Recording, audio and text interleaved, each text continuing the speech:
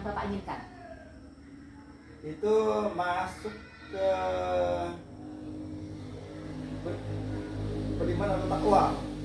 Tantangan yang Bapak hadapi Pak dalam menerapkan tahapan Bagja untuk mencapai visi itu. Nah, Tantangannya? Tantangan pasti ada, Bu. Ya, apa? Tantangannya kadang-kadang siswa ini kita agak susah merubah sikapnya karena terlahir dari lingkungan yang jadi kalau hanya sekolah kan cuma jam 7, 8, 9, 10, 11, 12, 5 jam. Ya, Pak. Jadi perlu waktu yang lama untuk merubah karakter mereka menjadi ke arah yang positif tuh. Karena lama waktu di rumah. Karena saya lihat, saya dalami karakter anak itu terlahir dari keluarga yang kurang harmonis. Ya. Karena itu. Dan pengasuh orang tuanya, simbol orang tuanya juga tuh. Orang tuanya jarang di rumah. Pagi, kadang malam buat di rumah orang tuanya. Dari pagi sampai sore orang tuanya dari rumah, anaknya main sendiri. Ya, jadi tantangannya ini dari orang tua juga Pak ya. Iya. Rencananya nih Pak, kalau orang tua nih, apakah udah Bapak coba untuk kerjasama dengan orang tua? Sudah sebagian, tidak semuanya.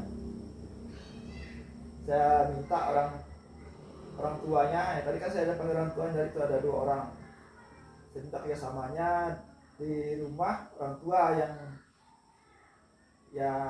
asuh anaknya, kemudian di sekolah kan guru, karena kan lama di rumah daripada di sekolah. Jadi mohon kerjasamanya agar membimbing anaknya di rumah agar bisa paling membaca lah. Gitu. Selain tantangan dari orang tua Pak, tantangan apa lagi Pak untuk menerapkan ini Pak, tahapan Bagja nih Pak? Dari teman sejawat. Dari teman sejawat, seperti apa Pak? Karena kadang-kadang bahasa guru kan beda-beda. Ada yang bahasanya dengan anak masih agak keras. Kita omongkan sekarang takutnya saya tidak terlaksana gitu Bu, yang saya pikirkan. Tidak apa-apa, itu kan cuma rencana Ibu. Rencananya seperti apa? KSE yang bagaimana yang Ibu terapkan itu Bu? Yang mau saya terapkan itu kan bagaimana anak itu bisa mengendalikan emosinya, ya. Terus kesadaran diri, terus bagaimana dia bisa memanajemen diri. Itu yang akan saya, yang rencana saya akan laksanakan. Iya. Kayak kesadaran diri itu kan misalnya dia ini datang terlambat masuk kelas. Nah itu. Sementara kita kan sudah buat keyakinan kelas apa yang dilanggarnya. Sadar nggak dia dengan apa yang telah dia langgar itu? Iya betul. Terus emosional namanya anak-anak itu ya, kalau presentasi atau misalnya diskusi kelompok itu kan dia pasti berbeda pendapat itu.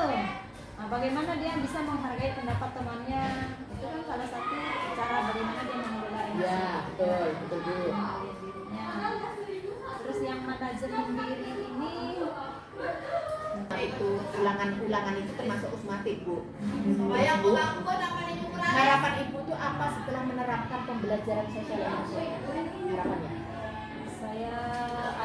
Harapan saya ya setelah saya melaksanakan pembelajaran sosial emosional ini untuk siswa supaya mereka bisa lebih mengendalikan emosionalnya, terus kesadaran dirinya lebih meningkat. Itu yang saya harapkan supaya enggaklah sedikit-sedikit nanti sedikit-sedikit kelahi gara-gara diskusi kelompok biasanya sering itu.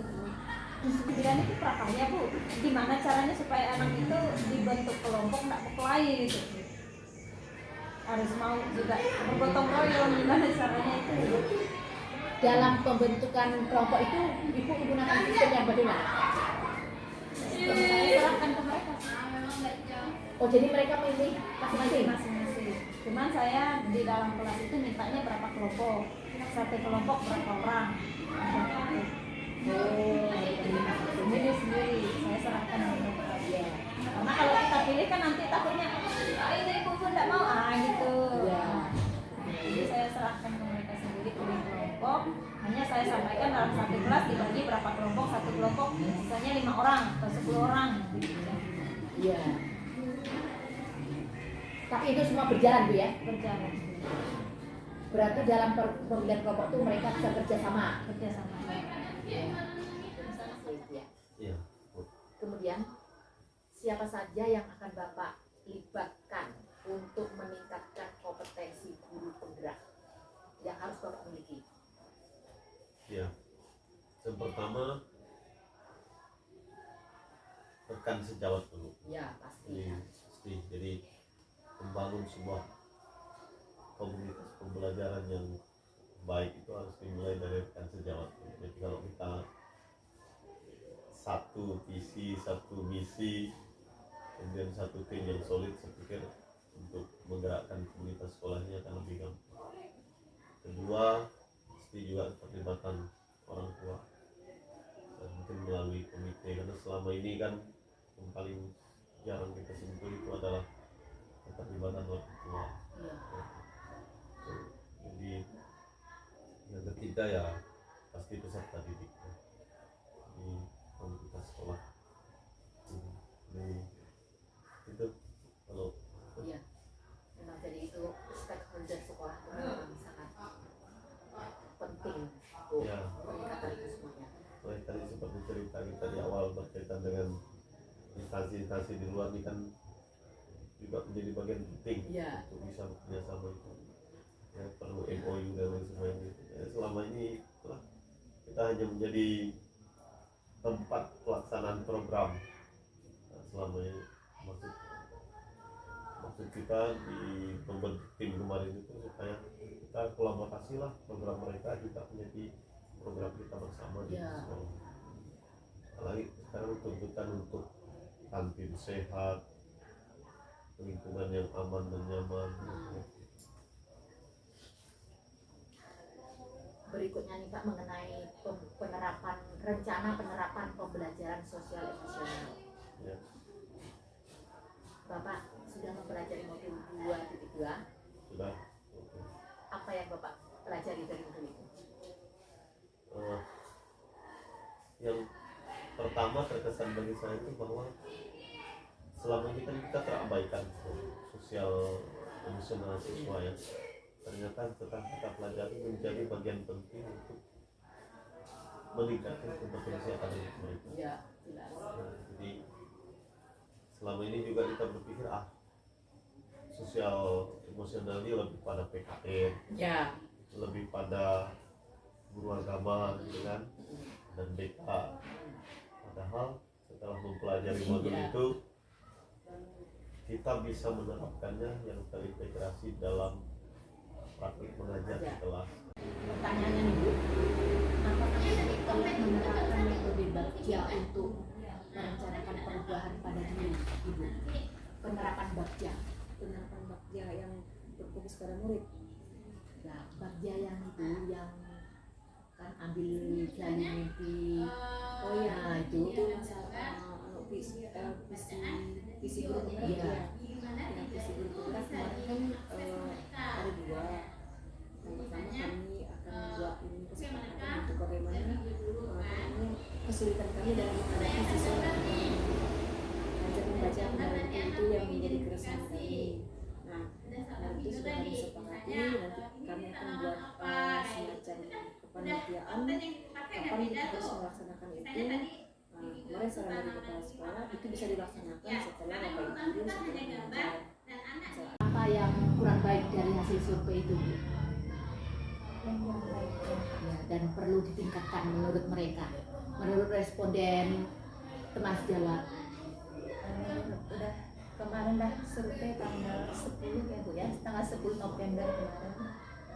Teman sejawat kemudian banyak juga sih, ada yang bagus juga ada yang kurang baik ya kan, yang perlu ditingkatkan itu misalnya dalam proses kegiatan belajar mengajar itu menggunakan media dan segala macam, kemudian kolaborasi dengan teman itu ditingkatkan. Iya.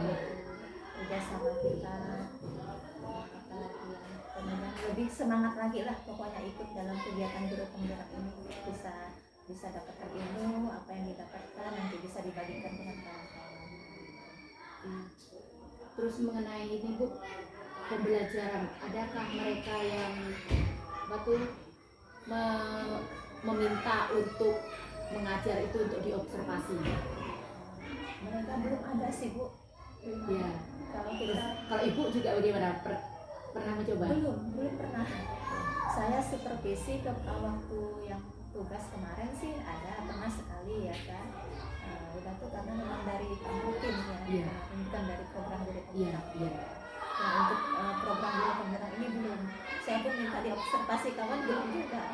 Karena saya ini kan tidak ada kelas Bu, jadi minta sedikit jam di kelas 4 Iya, begitu. Kadang iya. saya masuk, kalau yang wali kelas enggak bisa masuk gitu. Iya, iya. Kalau dari itu Bu, umpan balik dari siswa bagaimana? Bukan baik dari siswa. Banyak sih ya siswa kemarin ya mungkin perlu peningkatan dan segala macam gitu ya. Oh iya. Terus rencana ibu ke depannya Bu untuk semakin mengasah kompetensi guru penggerak, rencana ibu bagaimana? Rencana saya mungkin enggak